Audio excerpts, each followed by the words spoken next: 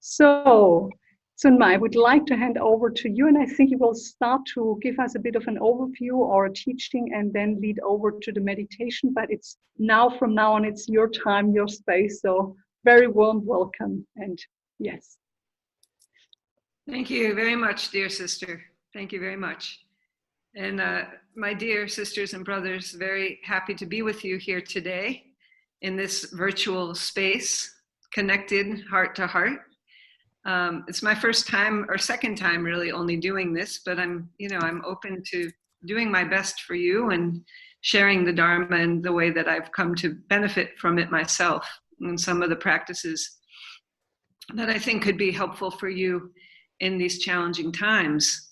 And so the theme for today is called compassion, courage and compassion in challenging times. We're always in challenge if we are honest about it, because we don't really know how long we have to live life. But this new situation with this coronavirus has made us very, very aware of that. So what I'd like to do is just start with maybe 2 or 3 minutes of silent meditation, just to bring yourself into this sacred space that we're creating together, this vessel. And then I'm going to open with a little bit of refuge prayer in Tibetan. I'm going to say in Tibetan twice, and I'll say in English one time, because I think it's very wonderful to hear the Tibetan. It's a very blessed language. And then we'll discuss a little bit these ideas of the courage and compassion, how they work in the Bodhisattva practice in the Tibetan Buddhist Vajrayana ideal. So please just be very comfortable now. In our tradition, when we meditate, we don't close our eyes all the way. We keep eyes half open and half closed. That's so that we can cultivate awareness of this peaceful state of mind as we're both on the cushion, but most of our life, which is off of the cushion. So we're training the mind in this present state of awareness, peace, expanding into the noble silence. And if we close our eyes all the way, we might just feel like that's an invitation to kind of check out. So we want to keep the eyes open just a little bit, half open, half closed.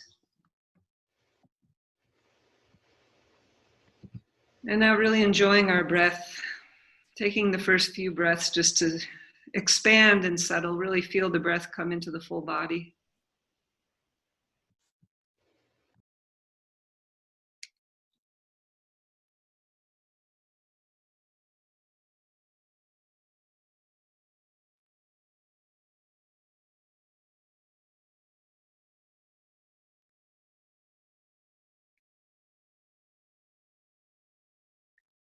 And let the body relax. The first opening breaths are just to really invite the connection between the breath and the body.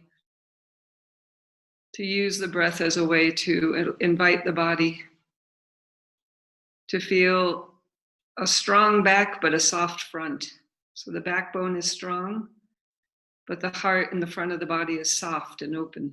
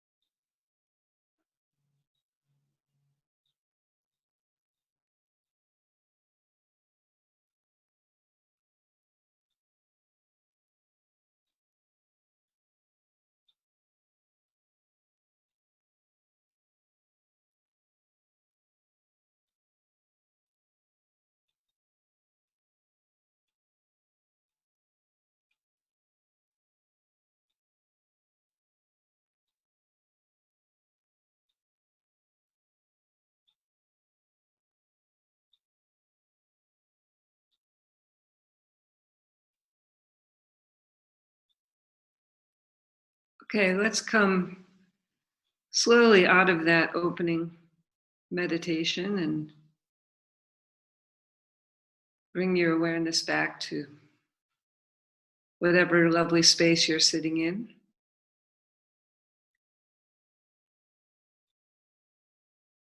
And I'll share a little bit with you about where I'm living now and what we've been doing here. So we're in northern India, in close to Dharamsala, where His Holiness the Dalai Lama lives. And I'm living at the nunnery that Tsunma Tenzin Dasel started, called Dongyu Getseling. It's a nunnery that's home to about 105 nuns.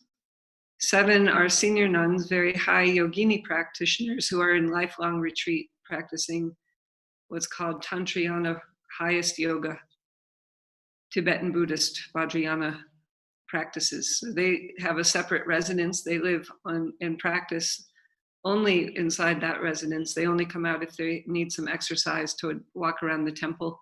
But basically now they've pledged their whole life to attaining enlightenment in this lifetime. So around the clock, 24 hours a day and 7 days a week, they have meditation sessions that they're practicing and purifying and enlightening themselves towards full enlightenment. And we have a lot of other nuns living and studying in a college here, Shedra. So from ages 5 all the way up through the 30s, late 30s, early 40s. Actually, our most senior nuns class just finished their 2 years of tantric studies. And now they will receive what's called a Lopan degree, which is the equivalent of like a master's degree. And many of them have been here studying for about 20 years. And then, of course, Tsunma Tenzin Dasel is here, and she's been a nun for over 50 years. I think about 55, actually, or 56. And so it's quite a wonderful place to be. We've been in lockdown for almost 2 months. We closed our nunnery gates last in order to what a lot of monasteries and nunneries did, but we still had foreign visitors here. And we didn't really want to have a kind of a closing feeling of a panic of like, oh, we better close up before anything happens to us. We tried to stay open as long as we could to share the beauty of the place with others. And then when it became clear that the government was going to close, we took stock for up to 3 months of enough provisions to kind of sustain our community here. So you can imagine with over 100 people eating 3 meals, some of us only eat 2 meals a day, but at least, the younger ones eat 3 meals a day. It was a lot of preparation, but the difference was it was not done with any panic. It was done with total joy. Total joy. If people are interested, I will send you some photos. I'll put them on the Facebook page and you can see them, of how loving and carefully and joyfully the nuns just do their life. They live their life. Their life is their Dharma practice. And this is my idea for this talk. At first I said courage and compassion in the time of COVID. And Venerable Arya said, oh, let's not talk just about COVID. That's enough of that. So then the idea of this challenge came to me. So courage and compassion in the times of challenge. Well, frankly, friends, every day of our life has been a challenge. I mean, when we were born, we were challenged to have to learn how to walk, how to feed ourselves, how to use the potty. I mean, we have lots of challenges that we already mastered quite nicely. So don't forget, you've already had a lot of courage. You fell down many times before you learned how to walk. You got up and you learned how to walk. You made many mistakes. Many of you speak many languages. I'm quite aware English is not your first language, many of you. You speak 2, 3, 4 more language. That's a big challenge to take on language. You took education. Somehow you connected with the Dharma. These are challenges. So we are very good at meeting challenges. We should not forget. Now, the part that we could perhaps improve upon is this compassion. So we do meet challenges, and many of us in the West are groomed to compete to meet challenges. We're taught to see life as this major challenge. But what happens when we introduce compassion is that it becomes a pleasure. What happens when we're practicing life with Dharma is we have purpose. We have a deep meaning. And these are very, in my life experience, now I'm 53, so not so young, maybe not so old. but have many experiences of the difference having the mind of compassion versus the mind of just competition, and bringing together the wisdom of Dharma with the compassion of Dharma, like the wings of the bird. Then we can fly, then we have liftoff. When I was young, I was a very high competitive athlete, only girl on the boys basketball team, junior Olympic basketball, university basketball, some basketball in Europe, very competitive. So you get a very single pointed mind for this if you're training like that. As I got older, I thought, how can I use this talent? There's something more than sport. Well, when you start to meditate, and I had meditated a long time, you understand using single pointed concentration. You also know how to do that. All of you have mindfulness, I'm sure, because you're very skilled at many things. So in our practice, what we want to do is infuse the talents, these wonderful tools we already have, bringing together with the compassion, the joy of now bringing them into our Dharma practice, the pleasure. You know, if I could find pleasure running up and down a basketball court, back and forth as fast as I could, hours and hours a day, to shoot a little ball in a hoop, if we can find pleasure in that, how much more so when we can alleviate the suffering of beings, when we can actually serve them and remove their fear, remove their sadness, remove their ignorance, accept their anger and hatred without returning anger and hatred. These things become so wonderful, such a delight to practice. And so in our meditation in Tibetan Buddhism, you know, we're practicing this idea of the bodhisattva. Mahayana Buddhists also are practicing this ideal of a bodhisattva. Bodhi means the mind of enlightenment. Enlightenment, bodhicitta, citta is mind, and bodhi is enlightenment. Now, what is this mind? It's not something like mysterious. It sounds very lovely, right? In this Sanskrit term, bodhisattva, bodhicitta, wonderful. But basically, it only means what we've already also been taught to do, which is to take care of others before ourselves.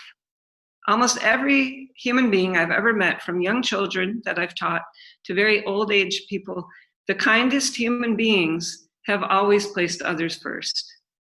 Of course, we meet some who don't know that rule, and they're the ones who are suffering the most. The ones that cling to, what about me? What's going to happen to me? What if no one's there for me? What can I do about anything? As soon as we replace that concern with the concern for the others, as His Holiness the Dalai Lama says, we can think this way: there's only one of me over here, a singular one. By myself, with this one finger, maybe I can push some buttons on the computer, but I cannot do too much. I can't really cook with it. I can't really write with it. I can type very slowly. That's like being selfishly thinking only of me. But when I have this hand with all these others, wow, it's very talented now. I've got these 3 other fingers. I've got a thumb. I can get a lot of things done when I think of the wonderful things of doing with others. So should my concern, is it wise to think really of this one? Or is it wonderful much more to celebrate and rejoice of working together with the others and for their benefit? Of course, the obvious answer is we'd prefer to have a full hand than just one finger. Anyway, you know this already. So today, this idea of this compassion is to really be grateful. If we think about the life forms on this planet, right now, close to 8 billion just human beings, but all the other myriad life forms, insects, fishes, birds, cats, dogs, all kinds of life. To be one of the 8 billion human beings in Vajrayana Buddhism, in Tibetan Buddhism, and in Buddhism in general, is taught to have a precious human rebirth. A precious human rebirth. It means all of life is sacred. But as a human being, we have something wonderful. We have something very exquisite that we can really develop during this time that we're alive. And frankly, in Vajrayana Buddhism, the harder the circumstances, we believe the bigger the activities of enlightened activities can grow. So one of the prayers we say for His Holiness the Dalai Lama, who is seen as an emanation of the Bodhisattva of compassion, the Buddha of compassion, Chenrezi Avalokiteshvara, is the greater the difficulties increase, the more you're able to meet those powers step for step. So it's like the worse things get, the more powerful your love and compassion will become. Now, at lunch today, we were just talking about this year in Tibetan calendar is called the year of the iron rat, or it's called like the metal mouse, if you want to downplay it, but you can also say the iron rat, which sounds like, not so friendly. You think of other years of like the earth pig or the wood sheep or these other kinds of gentle, the water horse or the fire horse. But the iron rat sounds really kind of foreboding. So we said, well, Tsunma said the last time this happened was 60 years ago. So I said, oh, well, 1960s, that was a very difficult time also in the world. Many aggressions were happening in the USA and the country I'm from. The whole decade of the 60s was ridiculously violent. Civil rights, the rights for African Americans to gain full respect. The Vietnam War was starting up, all these kinds of assassinations of John F. Kennedy, of Robert F. Kennedy. So these kind of tumultuous things. And now we see in the year of 2020, again, we've got this huge, unprecedented opportunity to practice. We have this lockdown. We have life stopping in ways that we cannot escape. Even with wars and difficulties, we can choose that maybe we're not involved. We don't have to think about it. But this current time, this situation we find ourselves in, really has to force us to think about it, because we've lost the thing that we take for granted the most. I mean, we as most beings who are living on the planet these days, unless you live in North Korea or in a couple of other places, or you're in really difficult economic backgrounds, but we have freedoms, we have opportunities, we have choices. Now, even in the West, the beings who have seemingly the most freedoms and choices to move, to travel, to work, even those freedoms have been taken back from us. And we're forced now to rethink, what's the most important thing of this precious human life?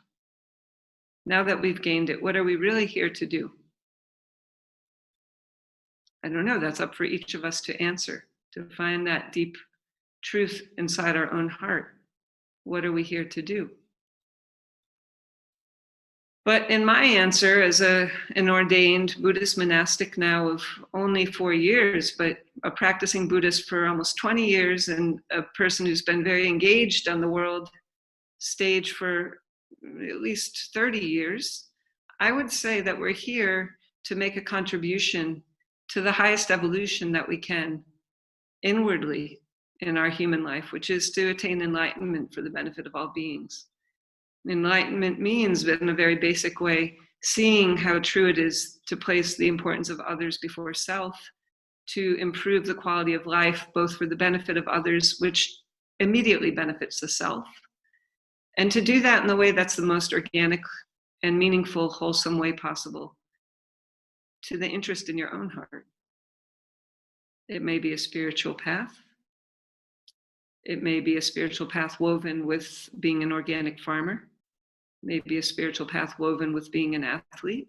There are many things that we can do in addition to just having a spiritual path. Of course, as an ordained monastic now, I have chosen very willingly to make this front and center because of the dedication and the inspiration I received from His Holiness the Dalai Lama. So we said 60 years ago, actually 61 years ago, in 1959, was when the Tibetans were forced to leave Tibet. Not in a very peaceful circumstance, also in a crisis. Their country was occupied. They were forced to leave. They made difficult journeys and difficult choices, but they had to do it. And His Holiness went on to sow so many seeds of inspiration, compassion, courage, love, genuinely around this world in a way that, I don't know, I studied sociology. I have never really seen a social leader like this before. I thought, wow, if I have a chance to really learn from such a being, let me try to not miss that opportunity. Because how wonderful to be able to do these things, even on a small scale, day by day, just for a few beings, to help them improve their happiness, feel free from suffer, learn how to enjoy, learn how to trust life and love. I saw a nice phrase today from another wonderful teacher, Garchen Rinpoche. He was a Lama who stayed in Tibet when the Chinese came in, and he was captured by the Chinese and was imprisoned for over 20 years, I think close to 30 years. Even the Chinese wanted to release him. He chose to stay in the Gulag because he was practicing so much bodhicitta. He said after they released him, he said, there would have been no better place for me to practice. The conditions were so difficult that I had to practice. Sounds a little like the conditions we find ourselves in today. They're so difficult. We're forced back in upon ourselves that what can we do but see the value of practicing the mind of enlightenment, the mind that cherishes others more than self. We see how difficult it is for the frontline workers going into the hospitals. We see how difficult it is for the politicians who are very ill-prepared with any life experience to try to handle this. But we see on a very basic level the basic human response of support, the kindness of strangers. Indian people, when a nurse is coming home after 20 days of working shifts in the hospital at the ICU because there aren't that many medical workers here in India, her neighbors throwing flower petals at her head and her feet to welcome her. We see acts of kindness, people converting. I have a friend in the US converting old breast pumps that women had. She's a lactose trainer. She collected the old pumps, and a team of female engineers is transforming those into ventilating machines. Human ingenuity, human compassion. It's really nothing like it. So we have good opportunity now to find our courage, to find our compassion in these challenging times. We can also remember they won't last forever. Challenges come, they erupt, and then they either get solved or they become part of the background noise that becomes accepted as the way life is. So I can talk to that experience of in the late 1980s. I was born in a time when HIV and AIDS wasn't on the planet. And then when HIV and AIDS in the 80s appeared, that was something that was new for everybody, another big epidemic that started very quietly and slowly. Didn't seem it was going to affect everybody, and now is actually the biggest epidemic still on the planet, with hundreds of millions of people with HIV. But over time, people's attitudes changed. The initial fear, hatred, blaming transformed. People went into it with ration, compassion, and wisdom, and now people are able to accept and live with this HIV, and I'm sure the same is going to happen with this current situation. So this leads us to thinking about, okay, the challenges will always be there. Challenges are always there. They're not going to go away. Challenges are good because we can work with them. We need them for our Dharma practice. Absolutely, we do. They're our best teachers. Challenge does not let us get lazy. Challenge reminds us, especially when there's a situation of a challenge that involves the fact that life is impermanent, as does this COVID situation, because people are dying in such quantities, we cannot ignore the fact that death is part of life. It will be part of our life. It has been part of our lives. We believe as Buddhists, beginningless life, endless life, life after life. So it's going to come for each and every one of us. But the question is, can we open our hearts to accept that and do the most with the time that we have in this lifetime to make it very beneficial, to make it the most meaningful, to sow as many seeds of love and cultivate them as possible so that we can maintain this samaya of love, this commitment to love, life after life after life. This is what the Buddha was talking about when he wanted to attain enlightenment for the benefit of all beings until samsara is completely emptied. That's a long time. In our text, it says 3 countless eons. Now you may ask yourself, as I did one day to my teacher, Rinpoche, what is a countless eon? He only smiled like I'm smiling at you because it's a very long time. But that's the commitment. It's not just for a little while that we're going to be courageous, not just for a little while we need to be compassionate. It's forever and ever. And why not? What are the choices? The choice, instead of being courageous, is to be fearful. Fear makes us freeze. It makes us confused. It makes us contract. Courage makes us stand up, makes us open, move out into and connect. What if we don't have compassion? What are we left with instead? Again, maybe anger, fear, blame, sadness, depression.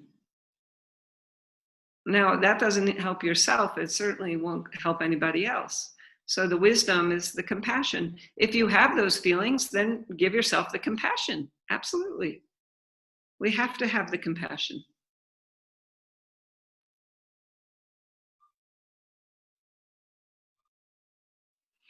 But with bodhicitta, most importantly, also, we need to have love.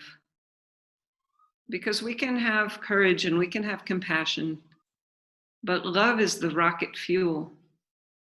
Love is the highest wish in Buddhism. None of this Hollywood, Bollywood kind of love, not at all. This is like Tinseltown version romantic love. Nothing wrong with a little walk there, but it's very impermanent and it's very temporary. I'm talking about the everlasting love of the bodhicitta. The love that says, I love you, therefore I wish for you to be happy. Not, I love you, therefore I wish for you to make me happy. You see, you take the me out of the equation, because when you say, I love you, therefore I wish for you to be happy, I'm already getting love by giving you that wish. I don't have to worry about me because the love is already there. The Buddha was looking at this kind of project. He was looking at this kind of universal, beginningless, endless project to establish beings in the heart of compassion, the heart of love. And his story teaches a lot about courage. He was also had to stand up against his father, who was a king. He had to rebel a bit from his destiny in life as a prince. He chose not to follow that. He also had his lovely wife and son, who he left for some time, and then eventually was reunited with them when they joined his Sangha. But he knew the sadness of separation. He knew the loneliness of the quest. He knew the courage and determination not to stop and not to quit. Many beautiful examples from his day, completely still relative and relevant 2,600 years later. This is how we can say this is a great teaching. It stood the test of time. It still helps, still brings benefits. So we have our meditation practices in Tibetan Buddhism that help us really emphasize this idea of placing others in the spirit of loving kindness and compassion, using the courage of willingly accepting their suffering back into our heart. It's an idea called Lojong, an idea of giving away our happiness and love, willingly taking on others' pain and suffering. And so you can think, well, I've explained my own rationality why we'd want to do this. Because I'm only one, so there's only one, not too much one can do, but if one can do such a great, dedicated and genuine practice of really wanting others to be placed in the spirit of happiness and love and kindness and compassion, generating that mind that's willing with courage to stand up and give away all the love and willing to take on all the sadness and suffering and confusion, the ignorance, the anger, without worrying about being harmed, then we can see that there's something very courageous in this practice. Do you agree? Maybe you agree, maybe you don't agree. You can think about it.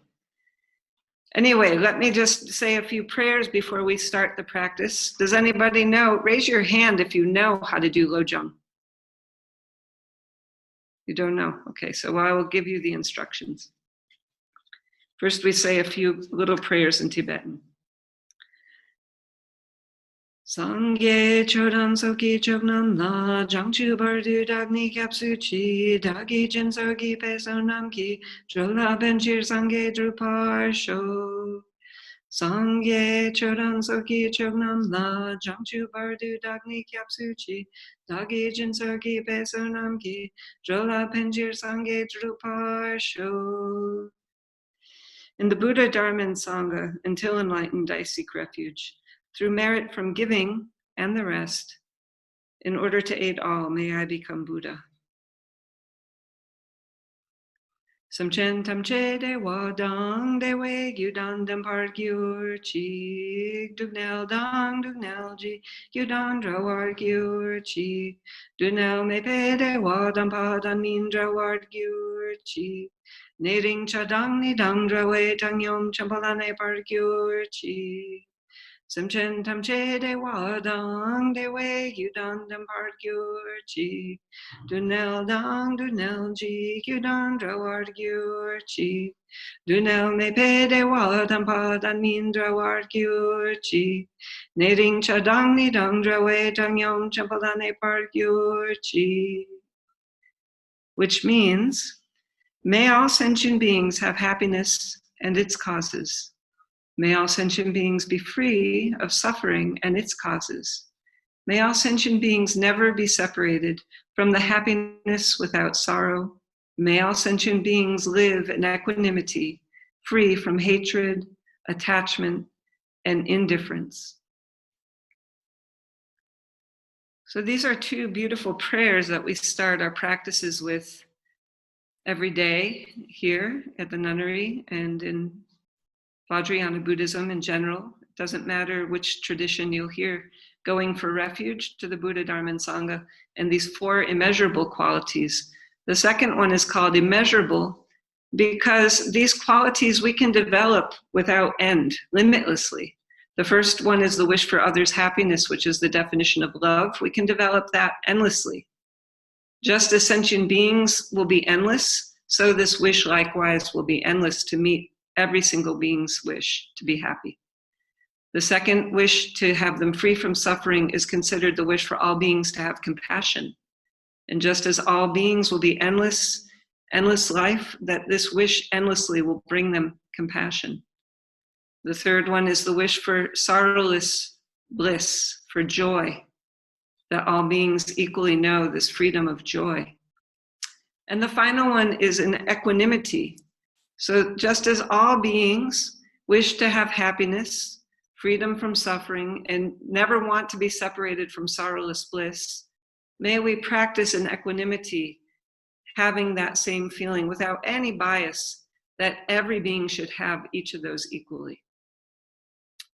So this is the attitude, we say, the attitude of bodhicitta, the attitude of the enlightened mind, and an attitude that a bodhisattva, a being who's practicing with bodhi, who's practicing with this mind of enlightenment, would like to give to all living beings, to all of life everywhere, here on the earth, throughout the cosmos.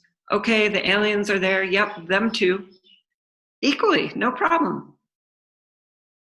So we want to do this without any kind of concern about what will happen to us as we're trying to bring this attitude forth. So some people like it, some people don't like it, some beings like it, some beings don't like it. Doesn't matter. The wish is the same.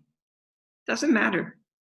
The others like, they don't like. But your wish is genuine, then wonderful, no problem. They look at you a little funny sometimes. You show up in this red clothing and no hair. In my country, USA, not many people know this, especially I live in a very rural place called Maine. But because the wish is there, often they're very friendly, very open, curious. Sometimes people know, oh, thank you, namaste. Okay, fine. So the idea now is getting this idea of Lojong, how we are going to practice. So the first thing we're going to do when we breathe in, we want to visualize the Buddha. If you're a Buddhist, you can take the Buddha Shakyamuni. If you're not a Buddhist, you can take whatever holy being you love, Jesus, Mother Mary. If you're Jewish, you take what you like. It doesn't matter. You do not have to be Buddhist to practice this practice. you think of the most high and holy sacred beings that will give you the highest holy blessings. Because the first breath, we want to breathe in all the blessings into our own mind stream. We want to receive the highest holy light into our consciousness. So the first breath we breathe in, the highest love and light coming from those, I will say in my tradition, are the Buddhas and Bodhisattvas.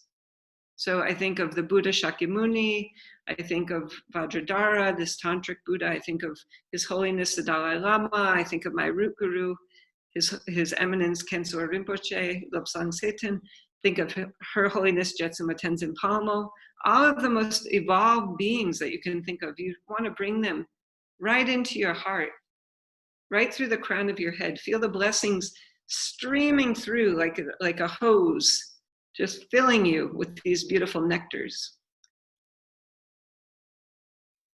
So first breath you take in, oh, wonderful, all of that pure universal love, compassion, courage.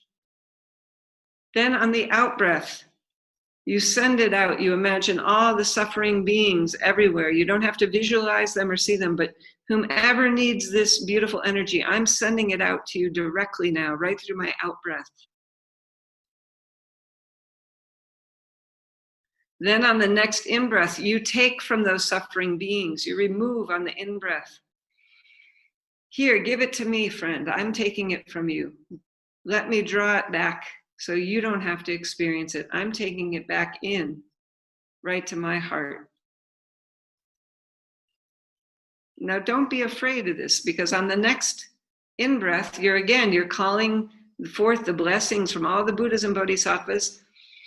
They're streaming down all that love and light, and they're dispelling all of that negativity, that darkness, that fear, that sorrow, that suffering. It's not going to sit in your heart. It cannot stay in you. You can imagine, if you have it already in your own heart, when that first blast comes through, it's like a hard rock might be sitting there, but it's blasting it apart. It's opening it up. Light, brave, beautiful, strong, pure. So again, next breath from the Buddhas and Bodhisattvas, highest universal awakened energy coming in, filling your whole being from the crown of your head, through every pore. You can imagine light shining out of all the pores of your body. You can imagine what I tell the little nuns, your bubble space of rainbow light all around you, your rainbow light filling up with that beautiful, universal loving energy. Then on the out breath, use your intention, send it out to all and any suffering creature anywhere who needs to be reminded that they're part and connected to this universal awakened love. If you know someone in particular, you can send it to her or to him or to your dog or your cat. You can direct that intention. But it's also beautiful to just send it, whoever needs it the most, I'm sending it out right now. And on the in-breath, and I'm taking their burden and their sufferings, their sadness, their fear, their ignorance, their anger. I'm taking it willingly through the in-breath so that they don't have to experience those things.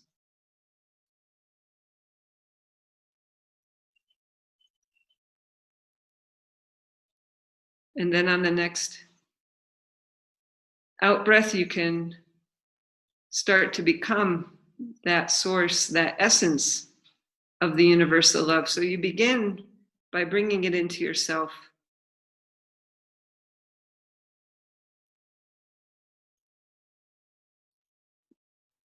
But after the first maybe 5 or 6 exchanges with the Buddhas and Bodhisattvas, you've connected with your own Buddha nature. Now you've become the one capable. On the in-breath, it's your own power of universal love, your own Buddha nature that's awakening, filling yourself up. And then on the exhale, you're sending that one out to all the beings who need this pure, loving energy of bodhicitta, the awakened mind. May you be free of suffering. May you have happiness. May you be established in the bliss without sorrow.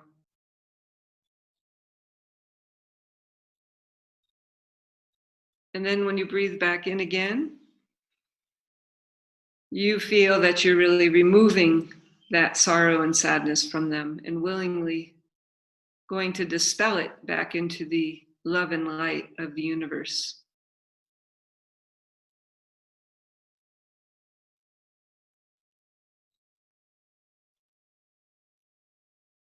So let's practice this Tonglen now for about 10 minutes, 15 minutes, and we'll leave time for questions.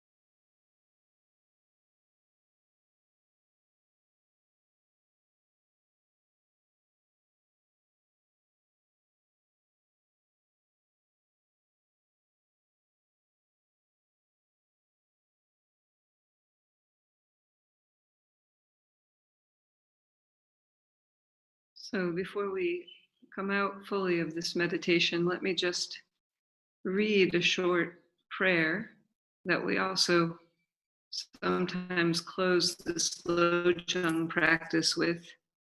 It's also a mind training. His Holiness the Dalai Lama says it's one of his favorite that he says every day, and it's called the 8 verses of mind training. With a determination to achieve the highest aim for the benefit of all sentient beings, which surpasses even the wish-fulfilling gem, may I hold them dear at all times. Whenever I interact with someone, may I view myself as the lowest amongst all, and from the very depths of my heart, respectfully hold others as superior.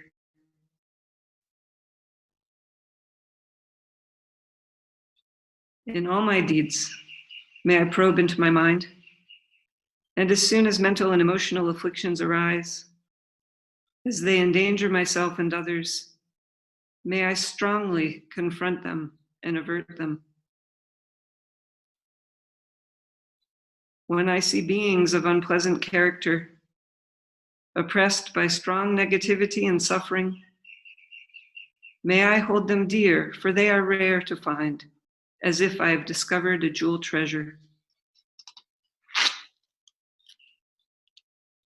When others, out of jealousy, treat me wrongly with abuse, slander, and scorn, may I take upon myself the defeat and offer to others the victory. When someone whom I have helped or in whom I have placed great hopes mistreats me in extremely hurtful ways, may I regard her or him still as my precious teacher. In brief, may I offer benefit and joy to all my mothers, both directly and indirectly. May I quietly take upon myself all hurts and pains of my mothers. May all this remain undefiled by the stains of the 8 mundane concerns. And may I, recognizing all things as illusion-like, free of clinging, be released from bondage.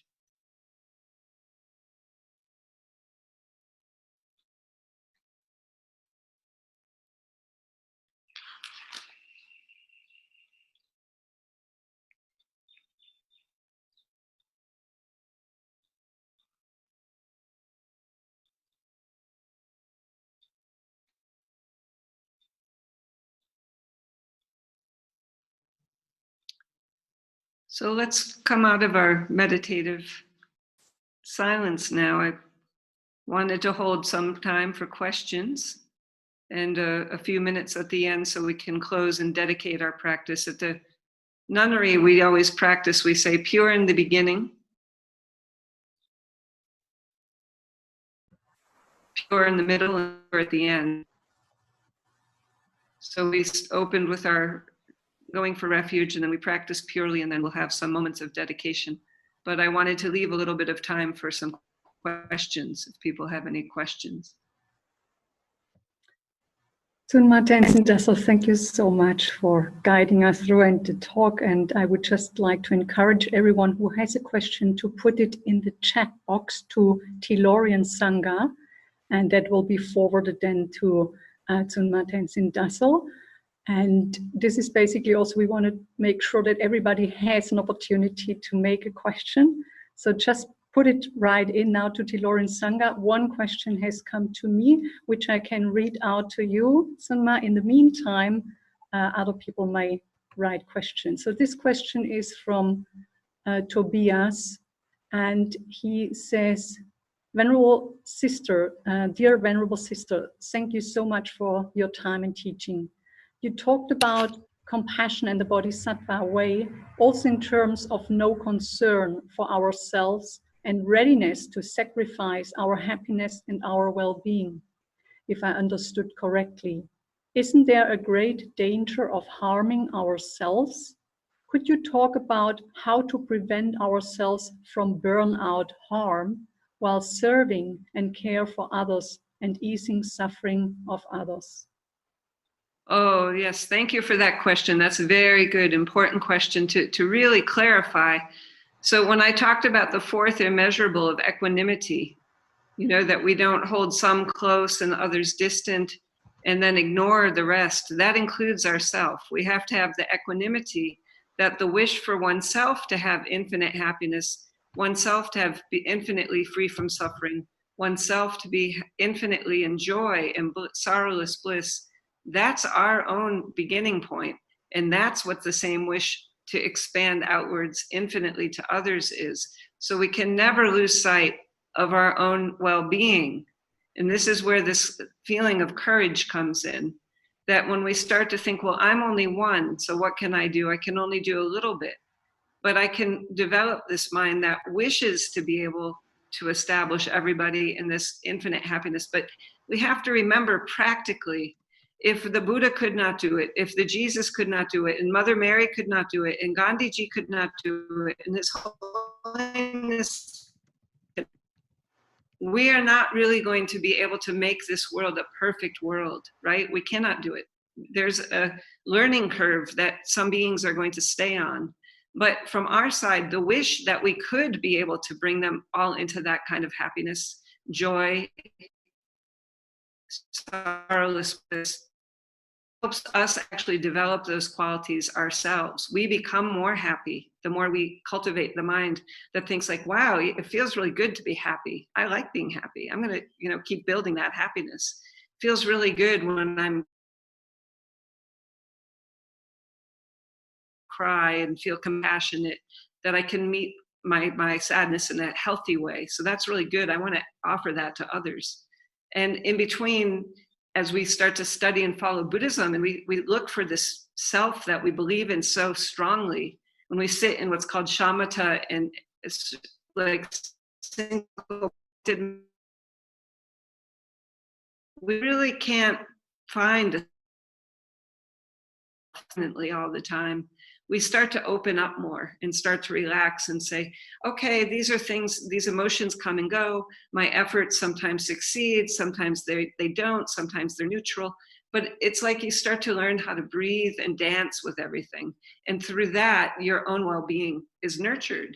So it's a little different, if this brother who asked the question, maybe from the West, in the West, we think of compassion and love and having to be a human being doing all the time. So like almost human doing, like creating compassionate programs, doing something for the poor, helping the hungry. Of course, we do those things. Here at the nunnery, we've donated a lot of resources and packages of food for the workers that got trapped in the lockdown. But it's not that you're burning yourself out. Every day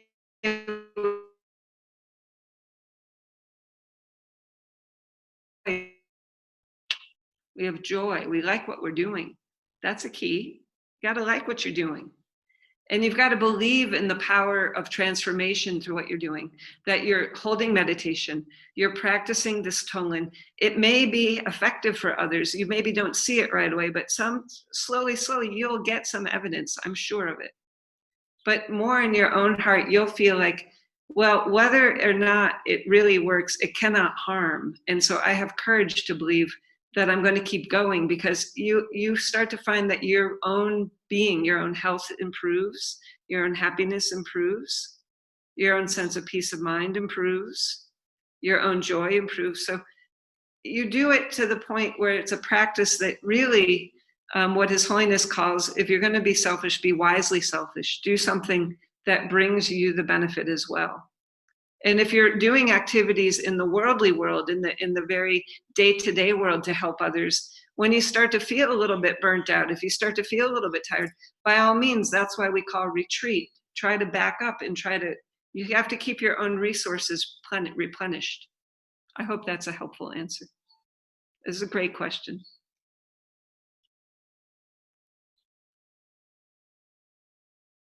Other questions? Yes. Now I'm unmuting myself. So I'm having a few more questions for you here. So let me just see. Okay, here's another question. Dear Venerable Sister, thank you so much. Could you speak to us as a Tibetan nun about the power of the natural world, of the earth, of the trees, of the rocks? Thanks a lot. May all of us be well and happy. Okay, another wonderful question. Yes, may all of us be well and happy. Thank you to my sister or brother who asked this one. Yes, the natural world, nature, we are from this Dharmakaya, we call it in Buddhism. The Dharmakaya is the truth body of the Buddha, which means we got this body through this physical world that we're part of. We did not get this body by wishing to create a human being. We got it from a very tiny egg. Mothers, or one mother by herself, or one father, everyone can be a surrogate parent. We still need the sperm and egg. So we all have a little of the masculine and feminine. And it starts, our form in this lifetime has to come from that physicality. Those little things, because they live in human beings, the egg is inside of our mother, the sperm in our father. Those human beings themselves only survive because they eat things that grow out of the earth. They breathe the air that's in the atmosphere of the earth. Our bodies are the same water. The level of water on this planet is the same mass of water. It doesn't increase or decrease. It only changes and transforms from water to ice to then vapors and then back again. So yes, of course, we're deeply connected through the physicality in this way to this very planet. But it is not who we are ultimately. You can agree or disagree. I don't care. I know how I feel. It is not who we are ultimately. It is who we are in this lifetime. And that's important to remember. It's also important because it helps this person who asked about this burnout. Our essence, our true Buddha nature transcends these appearances. It transcends the things that we label. We can think of it as a physical science way in physics or in biology. We know if we look at a blade of grass under a microscope, it does not look like that blade of grass. We see many different kinds of things, cells, parts. It's completely in another appearance. My sisters and brothers, we ourselves are exactly like that. We could look at ourselves, one cell under the microscope, totally will look like a different appearance, and that is not who we are. We have a composite of many things from this physical world because we're in a physical form right now. But our own being, and now I'm really speaking as a Buddhist who believes in reincarnation or carnation, birth after birth after birth, life after life after life, beginningless, endless, transcendent. The mind, which is non-physical, radiant, pure, clear, the mind helps us explore this world, this physical world, this natural, pure world. This world by itself is primordially pure, we say. It came out of space. Space can never be impure. Human beings can blow up rockets, nuclear bombs, fly lots of airplanes, make lots of pollution, but actually that only makes the air impure. The space itself is still pure. Space can never be harmed, isn't it? Space is never broken. Your own nature, your own primordial awakened mind is like that space. So we should discover and explore this in a much way, but we would need more time to do that. Maybe we'll do it another time, but great question. So still the essence of all the elements, the earth, the water, the fire, the wind, the space, and our primordial consciousness, completely pure. We just have to get back to it. Thank you for the question. Yes, another question. There's another question. I have to learn to unmute myself. Okay, here we go. 10 years ago, in a mall in Kuala Lumpur, Malaysia, I was gifted a small red book by 2 Indian monks, The 37 Practices of a Bodhisattva. Since taking refuge last October, I've learned this teaching of Tonglen from reading The Heart of Compassion by His Holiness Dilgo Khyentse Rinpoche. It's a wonderful book, many wonderful teachings. Thank you for today's teaching. Oh, yes. Thank you for whoever made this comment, because Dilgo Khyentse Rinpoche, amazing and beautiful master, one of the best of the last, couldn't find a better one. So you were very good fortune to meet and connect with that. I rejoice, and rejoice that you took a refuge, and now we are Dharma brothers.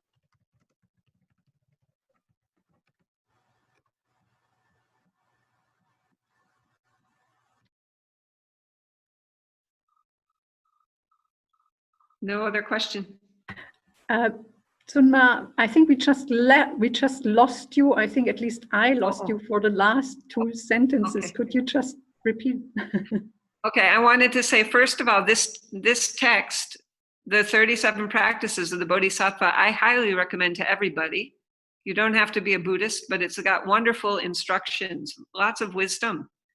Dilgo Khyentse Rinpoche, one of the best, highest, most loving masters of the last century. So if you can also go online, if you go on YouTube, you can see more about his life. There's a beautiful little documentary called Brilliant Moon. That's what his name was translated. And so that's a lovely and wonderful practices in that 37 practices of the Bodhisattva. I rejoice. Thank you. Thank you, Tsunma. Now, are there any more questions so far? We have read out what has been forwarded. So if so, you can type it right now to Tilorien Sangha. Otherwise, I would wrap up in a moment. But okay, so there's just another question coming forward to me. So I have a few more minutes. Here's the question.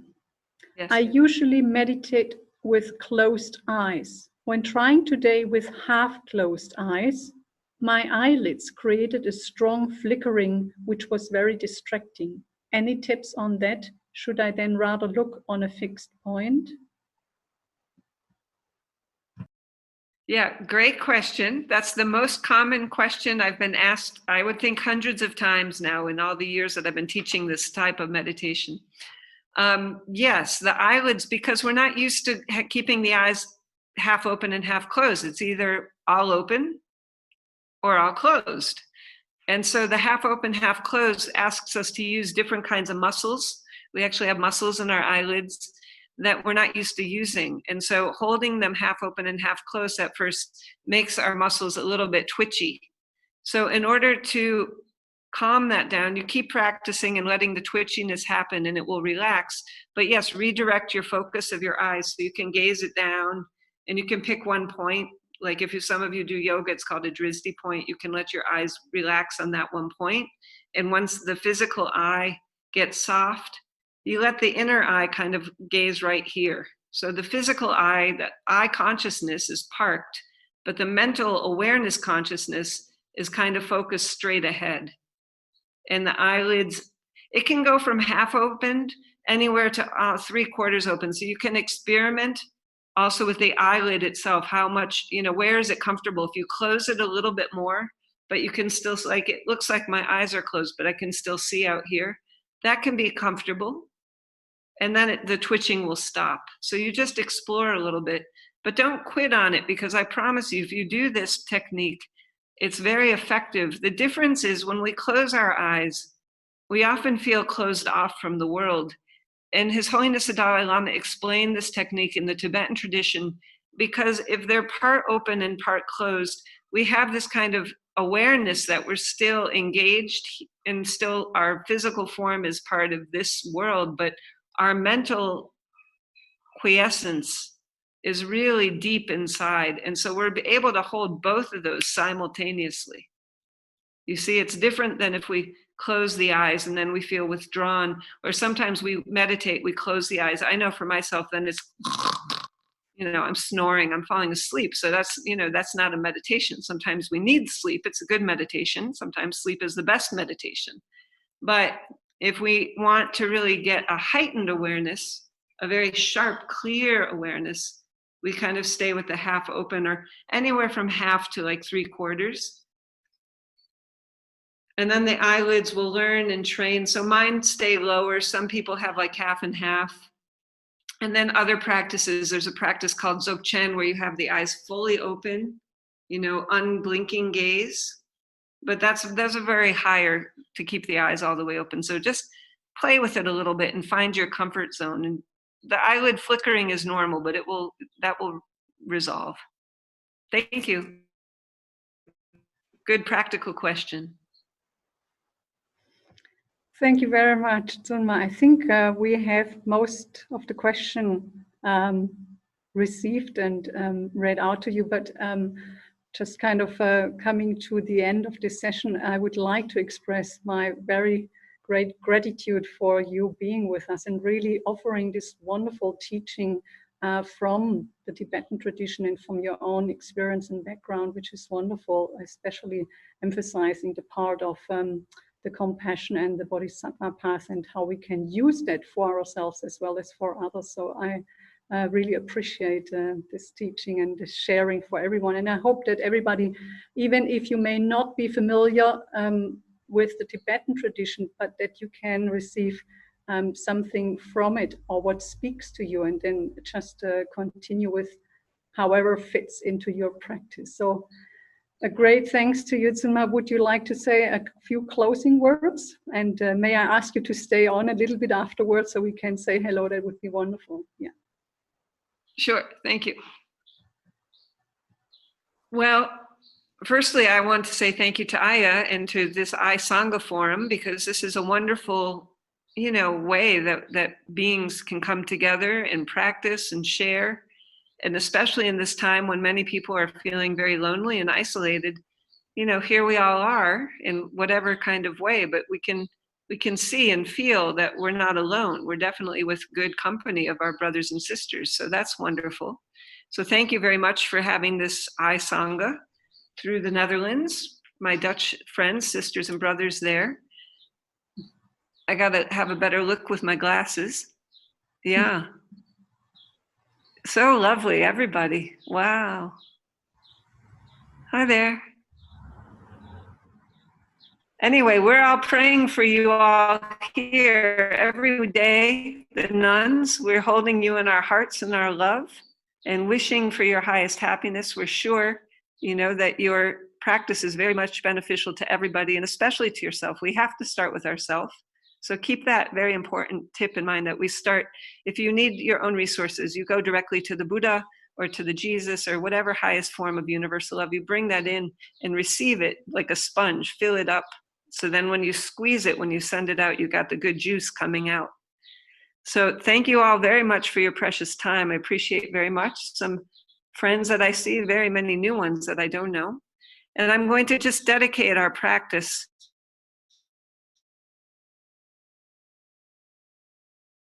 when we dedicate, it's like putting all this good merit and effort we've just created together into the ocean. And as long as we keep putting all this beautiful energy and fluid into the ocean, it will not dry up because we're replenishing it.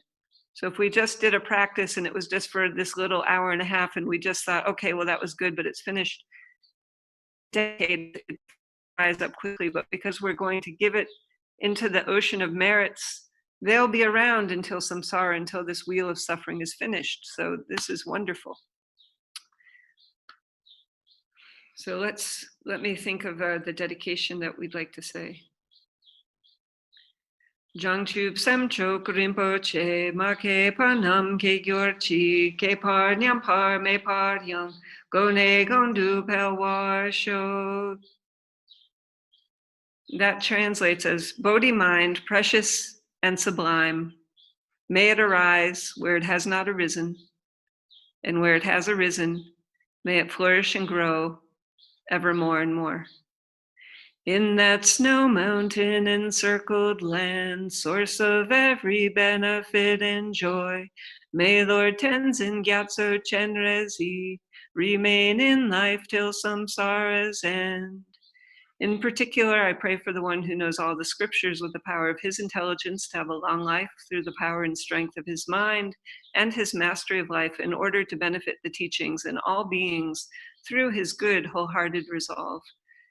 May Her Holiness Tsunma Tenzin Palmola's highest noble aspirations to attain Buddhahood as a venerable Aryatara quickly manifest for the benefit of herself, the teachings, and all beings until samsara is emptied.